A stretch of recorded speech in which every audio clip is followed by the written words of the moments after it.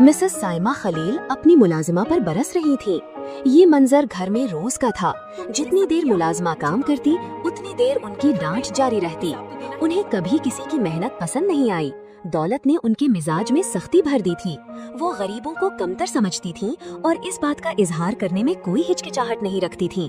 अचानक उनकी नजर राहदारी में पड़ी चारपाई पर गई। ये क्या किया तुमने? मेरी चारपाई नापाक कर दी। उठाओ अपने बच्चे को यहाँ से। रुखसाना सहम गई।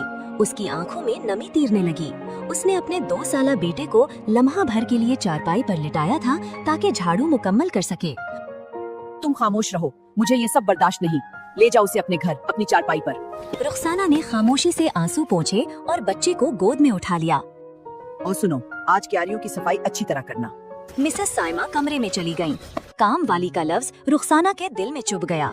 हालात ने उसे पहली बार किसी के घर काम करने पर मजबूर किया था। अपना नाम मिटता महसूस होता तो दिल टूट जाता। एक दिन हिम्मत करके उसने कहा था कि उसे नाम से पुकार लिया करें। जवाब में तेज आवाज सुनने को मिली। बड़ी आई नाम सुनवाने वाली। काम वाली ना कहूँ तो क्या मैडम कहूँ। इस दिन के बाद उसने खामोशी को ही ढाल बना लिया।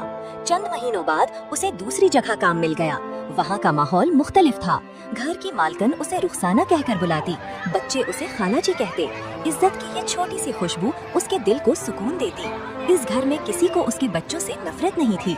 वक्तन फौक्तन मदद भी मिल जाती। यूं 12 साल गुजर गए। एक दिन वो काम समेट कर जाने लगी तो एक बुरखापोश खातून दरवाजे से अंदर आई। वो मुलाजिमत की दरखास्त कर रही थी।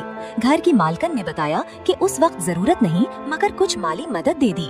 औरत ने बहुत इनकार किया मगर रकम हाथ में आते ही उसकी आंखें भर आईं। जब वो वापस मुड़ने लगी तो रुखसाना की नजर उसके चेहरे पर पड़ी। वो साकित रह गई। ये वही साबिका मालकन थी जिनके घर में वो काम करती थी। वही रोब, वही अंदाज, मगर अब चेहरे पर बेबसी की लकीरें थीं। रुखसाना भी बाहर निकली। सुनिए, औरत चौंक कर मुड़ी। निकाब में रुखसाना को पहचान न सकी। अगर आपको वाकई काम की जरूरत है तो मैं एक जगह बात कर सकती हूँ। वो ममनून निगाहों से उसके साथ चल दी। रुखसाना उसे एक बड़े घर के दरवाजे पर ले गई। चंद रोज पहले उसे खुद वहाँ से पेशकश हुई थी मगर उसने इनकार कर दिया था। अब वो इस औरत के लिए आई थी जिसने कभी उसे हकीर समझा था। कुछ गुफ्तगू के बाद मुनासिब तनख्वाह पर उसे काम मिल गया। आज ही से रुखसाना दरवाजे की तरफ बढ़ी ही थी कि पीछे से आवाज आई।